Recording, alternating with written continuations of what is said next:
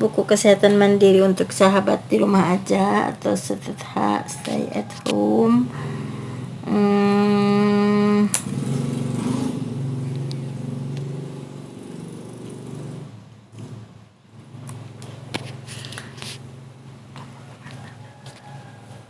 Puji syukur dipanjatkan kehadirat Allah Subhanahu wa Ta'ala karena berkat rahmatnya penyusunan bunga rampai COVID-19 buku kesehatan mandiri untuk sahabat di rumah aja ini dapat diselesaikan. Semoga wabah COVID-19 segera berakhir. Ini membuat berbagai info seputar COVID-19 terutama berbagai tips pencegahan dan perawatan mandiri yang dapat dilakukan selama di rumah aja. Nah, membahas pencegahan COVID-19 dari berbagai aspek, yaitu aspek kesehatan lingkungan, perilaku hidup bersih, sehat, disingkat menjadi PHBS, kesehatan mental atau psikologis, keperawatan, kefarmasian, dan gizi. Diharapkan para sahabat dapat membaca kemudian menerapkan upaya-upaya pencegahan ini selama di rumah aja. Usaha menjaga kesehatan secara mandiri ini bahkan dianjurkan untuk diterapkan dalam kehidupan sehari-hari, tidak hanya dalam situasi pandemi COVID-19 ini.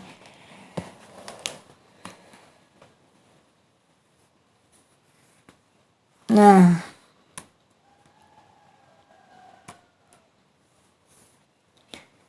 berdasarkan susunan di dalam buku ini ditelaah literatur dan dokumen diskusi serta pemikiran para ahli bidang kedokteran, kesehatan masyarakat, psikologi, keperawatan, dan farmasi dari berbagai institusi termasuk yang tergabung dalam program Dakata Depok. Isi buku ini pun dapat diperbarui disesuaikan dengan perkembangan kasus COVID-19 di Indonesia.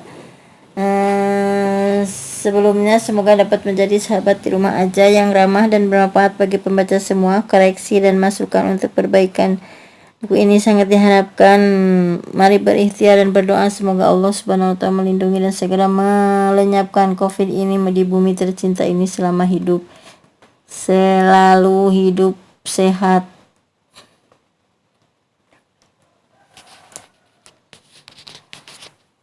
Di sini tercantum daftar isi, definisi gejala dan cara pencegahan, tips menjaga kesehatan lingkungan, tips menjaga kesehatan mental, penanggung jawab penanganan balita sakit di rumah pada situasi bencana, menjaga kesehatan tubuh dengan makanan bergizi, panduan pengobatan saat isolasi mandiri. Di sini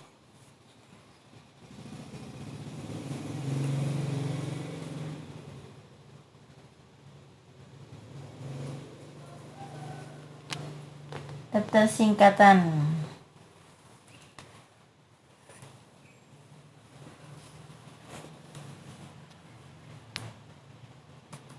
Definisi gejala dan cara pencegahannya.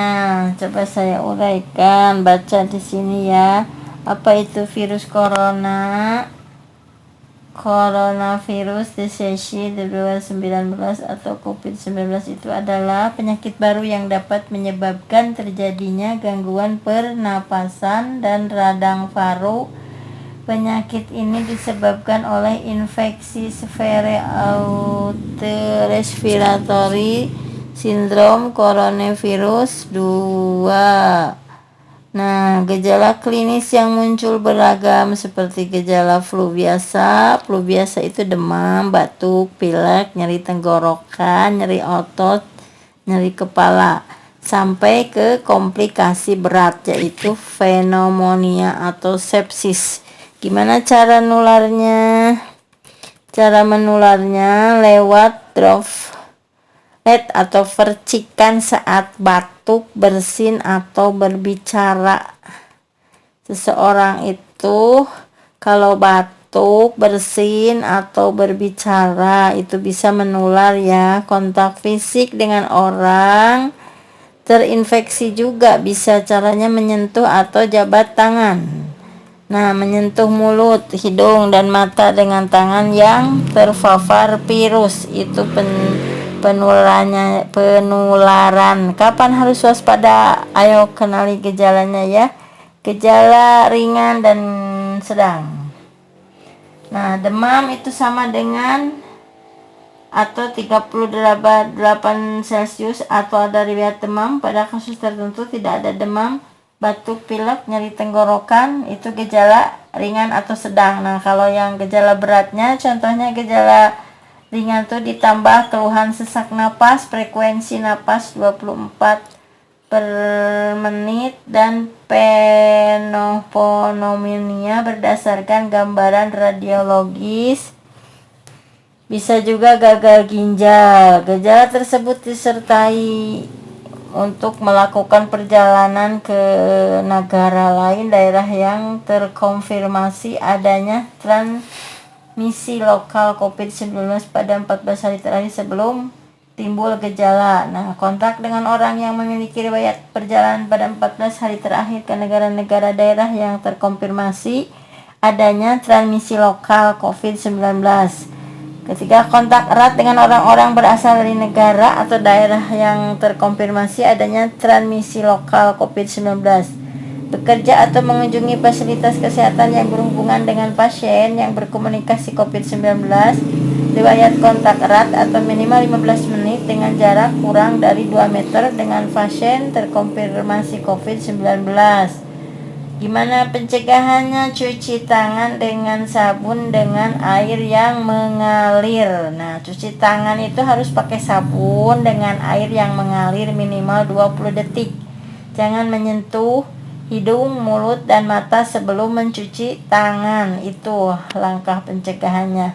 Langkah cuci tangan menurut WHO Kesehatan, bidang kesehatan: ratakan tangan kedua telapak tangan dengan kedua telapak tangan, gosok punggung dan sela-sela jari tangan kiri dengan tangan kanan dan sebaliknya. Nah, gosok telapak tangan dan sela-sela jari punggung jari tangan kanan digosokkan pada telapak tangan kiri dengan jari sisi dalam kedua tangan saling mengunci. Nah, ibu jari tangan kiri digosok berputar dalam genggaman tangan kanan dan sebaliknya. Gosok berputar ujung jari tangan kanan di telapak tangan kiri dan sebaliknya. Nah, kapan kamu harus cuci tangan? Ya, ketika tiba di rumah, pulang dari tempat kerja dan lain-lain, setelah perjalanan, sebelum menyiapkan makanan, sebelum makan, setelah menggunakan toilet ya, keluar dari toilet, atau kita selalu melaksanakan setiap waktu jam sholat, setiap wudhu harus bersih. Gunakanlah cairan pembersih tangan minimal 70% alkohol. Hanya bila ada sabun, pakailah sabun dengan air mengalir. Terapkan ketika batuk itu gunakan masker, tutup hidung dan mulut dengan lengan. Dapat juga memakai sapu tangan atau tisu ya. Segera buang tisu yang sudah dipakai ke tempat sampah. Cuci tangan dengan sabun dan air mengalir sesudahnya. Nah, melakukan physical distancing. Apa itu physical distancing? Itu adalah jaga jarak minimal 1 meter lah, menjaga jarak antara manusia dan menghindari titik keramaian minimal 1 meter. Kenapa harus physical distancing? COVID-19 menyebar dengan cepat. Karena COVID-19 itu menyebarnya dengan cepat, orang dapat terinfeksi tanpa gejala apapun, namun tetap dapat menyebarkan ke orang lain. Jika tidak melakukan upaya pencegahan dengan menghindari keramaian, jumlah orang terinfeksi itu akan meledak dan fasilitas layanan kesehatan akan kewalahan menanganinya. Nah, waspada, physical distancing akan mengurangi laju penularan agar pasien terinfeksi dapat ditangani hingga sembuh. Minimal 1 meter ya, jangan lupa. Physical distancing itu ngapain aja? Ya, sebaiknya di rumah aja. Berdiam di rumah aja itu jika tidak untuk keluar berkepentingan yang sangat mendesak, usahakan tidak keluar rumah. Jika terpaksa sekali keluar rumah, hindari tempat keramaian.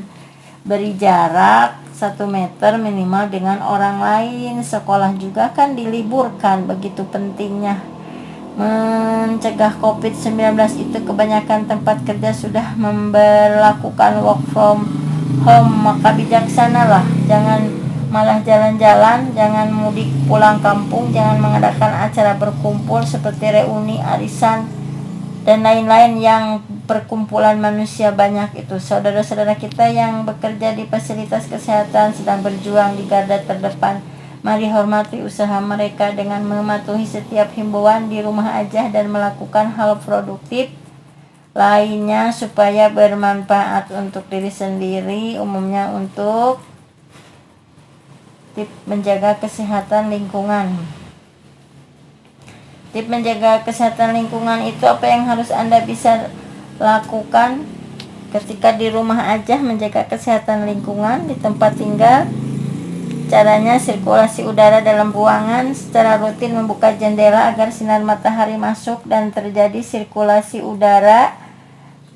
Membersihkan tirai jendela dengan deterjen 2 kali per minggu selama masa wabah COVID-19, diganti cuci sesering mungkin. Dibiasakan ya membersihkan kusen jendela dan teralis dengan cairan deterjen. Menggantikan kawat kaca penutup lubang ventilasi dengan baru. Polusi udara dari luar jangan masuk ke rumah. Ciptakan rumah bebas asap rokok untuk menjaga kesehatan. Kebersihan lantai. Nah, apa itu kebersihan lantai? Contohnya menyapu seluruh lantai dan mengumpulkan kotorannya dalam wadah plastik dan langsung diikat. Meletakkan plastik tersebut di dalam tempat sampah. Tempat sampah diletakkan di luar. Mengapa? Lantai dengan cairan antiseptik pembersih lantai atau dengan campuran cairan pemutih mengandung klorin dengan takaran campuran 50 ml untuk 4 liter air. Jadi untuk catatan ajanya, saat mengepel, jika air dalam wadah sudah mulai keruh, ganti dengan yang baru dan harus membilas alat pelnya sampai air perasan bersih. Lantai dipel 2 kali per hari atau minimal 1 kali per sehari saat pagi hari. Sekarang kebersihan, membersihkan tempat tidur, mengganti sarung bantal dan spray dengan cadangannya sesering mungkin, mencuci sarung bantal dan spray dengan deterjen dan mesin cuci. Ya, bisa pakai mesin cuci, bisa pakai tangan. Setelah dibilas, lakukanlah perendaman dalam campuran cairan pemutih sekitar 5-10 menit agar lebih merata terendamnya. Keringkan dengan pengering atau langsung dijemur di tempat yang aman dari polusi. Menjemur bantal langsung di terik matahari atau lakukan pencucian dry cleaning. Membersihkan kasur dari debu dengan sapu lidi dan dijemur langsung di terik matahari atau lakukan penyemprotan cairan klorin pada permukaan. Dosis 1 tutup pemutih untuk 5 liter air. 1 tutup botol pemutih untuk 5 liter air. Nah, sekarang cara kebersihan di dapur, alat masak, alat makan. Pisahkan sisa makanan dalam plastik dan ikat lalu buang di tempat sampah. Usahakan disediakan tempat sampah yang dibuka dengan diinjak untuk menghindari kontak tangan dengan tempat sampah. Mencuci semua peralatan masak dan makan dengan sabun cuci piring berkadar pH agak asyam mengandung lemon atau jeruk nipis. Pastikan kebersihan spons pencuci sebelum digunakan ya. Semua alat masak dan makan yang sudah dicuci dibilas dengan air mengalir hingga bersih dan tidak licin. Sabun cuci piring yang baik akan menimbulkan banyak busa. Itu contohnya banyak busa ya. Kebersihan dapur, alat masak dan alat makan. Setelah dibilas, semua alat masak langsung ditiriskan di rak. Untuk alat masak, untuk alat makan setelah dibilas dicelupkan ke air hangat sekitar 70 Celcius selama 15 detik. Jangan mengeringkan alat makan dengan kain lap ya. Setelah alat masak dan makan kering ditiriskan, simpan di rak piring yang tertutup rapat. Setelah masak atau setelah makan, alatnya langsung dicuci. Jangan menumpuk piring yang kotor di tempat cucian piring. Pastikan meja makan selalu bersih dan dibilas dengan alkohol 70% atau cairan pemutih. Sediakan kain pembersih khusus untuk meja dapur, meja makan terbuat dari bahan karet spons agar mudah dibersihkan dan disimpan di wadah tertutup. Nah, sekarang cara kebersihan karpet dan kursi. Karpet dapat menjadi media penularan virus COVID-19 melalui kontak kulit atau droplet. Usahanya mencuci droplet atau alat lantai dengan deterjen dan cairan antiseptik, atau dry cleaning, mencuci sejadah atau alat sholat dengan deterjen dan rendam di cairan antiseptik secara rutin. Melakukan vacuum cleaner setiap pagi dan sore secara rutin. Melakukan penyemprotan pembilasan dengan cairan antiseptik pada permukaan dan pegangan kursi secara rutin pagi dan sore. Menjemur karpet, alas lantai, dan kursi di siang hari dan terkena sinar matahari langsung. Nah, kebersihan pakaian sendiri ya. Pakaian yang dipakai sama kita itu usahanya selalu mengganti pakaian tiap pagi dan sore. Bagi pekerja tidak menggunakan pakaian yang sama berhari-hari seragam. Gunakan pakaian cadangan agar pakaian yang bekas pakai dapat segera dicuci. Jika dari luar rumah, segera mandi dan ganti pakaian. Tidak menumpuk pakaian lebih dari semalam, segera dicuci pakaian kotor. Cucilah, pisahkanlah kalau mencuci pakaian itu dengan deterjen dan atau mau pakai mesin cuci. Gunakan cairan antiseptik pada bilasan terakhir. Nah, pisahkan pakaian orang dewasa, pakaian anak-anak dalam proses pencucian dan penyimpanannya. Untuk pengendara motor atau mobil, pastikan kebersihan kelengkapannya yang digunakan. Cucilah secara rutin atau semprotkan cairan klorin, apalagi kalau masuk ke area rumah. Kebersihan alat kerja atau tempat belajar. Nah, karena sudah mulai kerja dan sekolah dari rumah, alat-alatnya juga harus dipastikan bersih saat digunakan.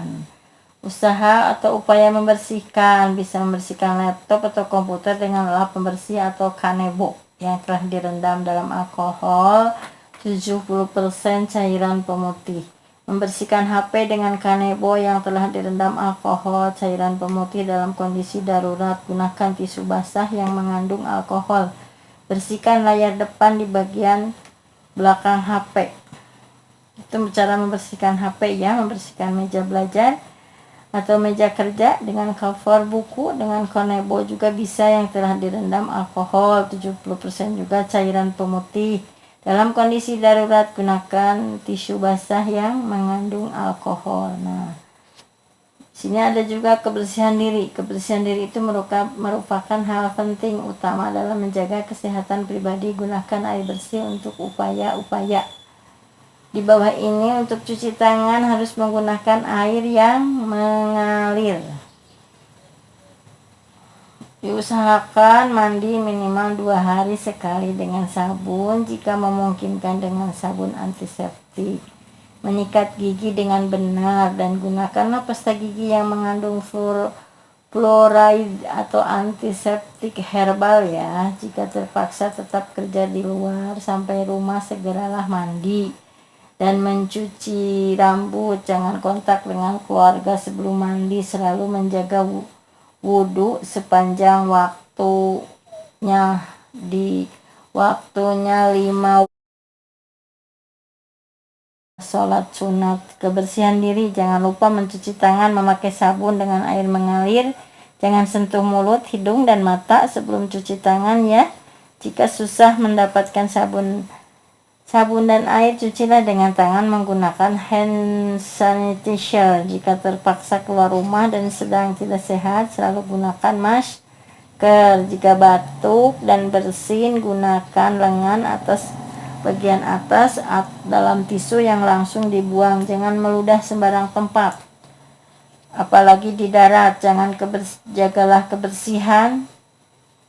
Potong kuku, kaki, dan tangan Anda. Hindari kebiasaan membersihkan lubang hidung dengan jari. Jika terpaksa, segera cuci tangan dengan air mengalir dan sabun. Nah, sekarang kebersihan pangan. yang biasa dimakan, mencuci sayur dan buah dengan sabun khusus sebelum dimasak atau disimpan, mencuci cangkang telur dengan sabun khusus sebelum disimpan di kulkas, mencuci daging atau ikan dengan air mengalir hingga bersih, tidak ada sisa darah, bilas dengan air hangat sebelum dimasak atau disimpan. Jangan campur bahan mentah dan matang di dalam kulkas ya. Sebaiknya sayur, buah, daging, telur, dan lainnya itu disimpan di wadah khusus jika ingin disimpan dalam kulkas. Masaklah semua bahan masakan hingga matang, karena makanan setengah matang atau mentah berisiko menjadi sumber virus atau bakteri dan parasit. Nah, pesan makanan barang dari ojek online atau beli dari luar rumah itu, buat kesepakatan sebelum ojek online tiba di rumah, buat kesepakatan untuk meletakkan makanan barang atau pesanan misalnya di pagar atau di depan pintu ya. Jaga jarak aman saat mengambil, minimal 1 meter ya. Jangan lupa pesanan tunggu sampai azan atau pergi. Jika ingin menerima langsung, jaga jarak aman minimal 1 meter. Gunakan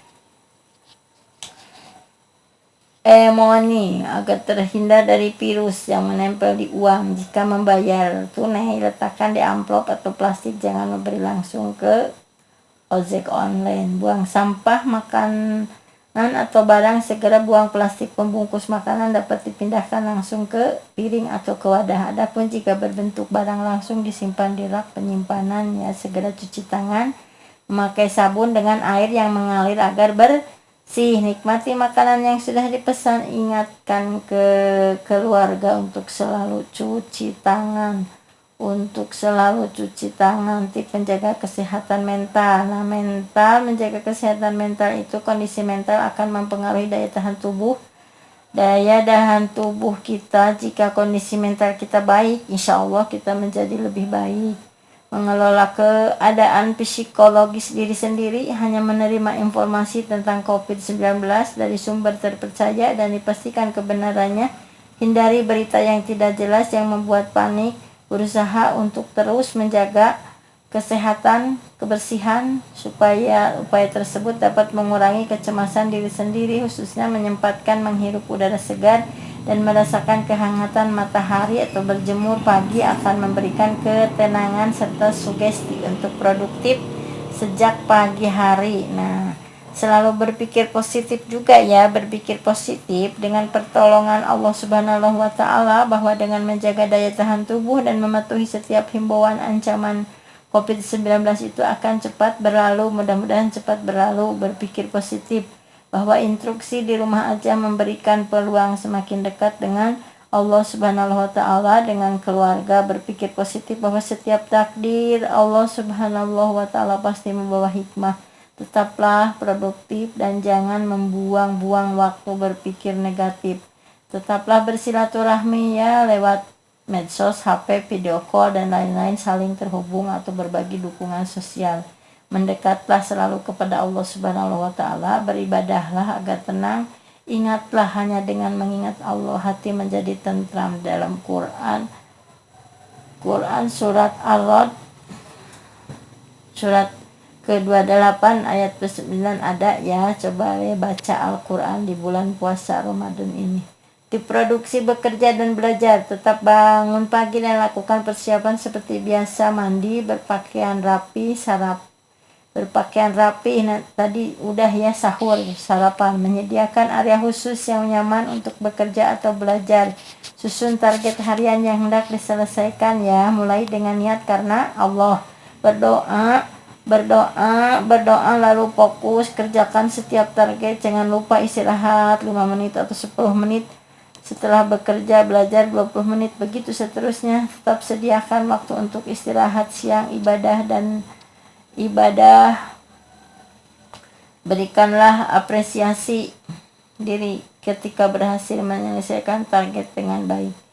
Nah, alternatif kegiatan selama di rumah aja, stay at home, itu menambah amal ibadah seperti tilawah, baca Quran, hafalan hadis, baca buku, aktivitas lain yang bikin tetap kita berpikir. Salurkan kreativitas dengan menggambar, ngelukis, dekor rumah, dan hal-hal yang positif secara kreatif lainnya ya. Membersihkan dan merapihkan rumah. Terus berolahraga dengan pilihan olahraga yang bisa dilakukan di rumah, bercocok tanam di area rumah, yang mencoba memasak menu baru dan sehat, menghabiskan waktu berkualitas dengan anggota keluarga di rumah, makan bersama, diskusi, bermain bersama anak, dan lain-lain. Itulah di masa COVID-19 ini menyambung silaturahmi dengan orang yang lama tak terhubung lewat telepon atau video call bisa. Nah, mengelola hubungan dengan pasangan atau saling memahami ya bahwa khawatir dan cemas dalam situasi saat ini reaksi yang wajar, tidak perlu marah atau menyalahkan diri atau pasangan, terima perasaan tersebut dan kelola menjadi hal-hal yang positif, saling bercerita dan mendengarkan ya. Salah satu cara mengelola emosi negatif itu dengan mengeluarkan melalui berbagi cerita. Saat satu bercerita, yang lain perlu mendengarkannya. Dengarkan secara empatik dan berikan respon positif. Contohnya, ya wajar kamu khawatir, kamu kan sekali harus ke kantor atau pasti kamu capek ya seharian menemani anak-anak di rumah. Jangan terburu-buru menyodorkan solusi apalagi menasehatinya. Saling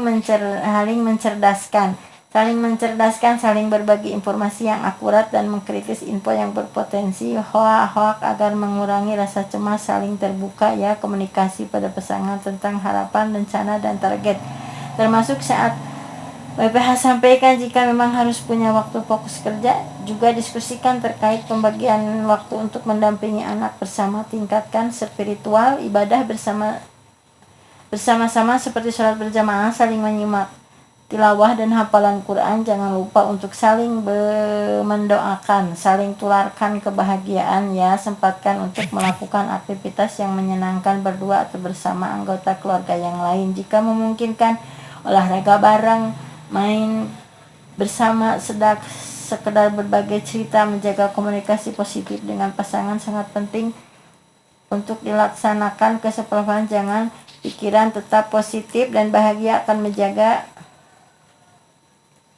mengelola komunikasi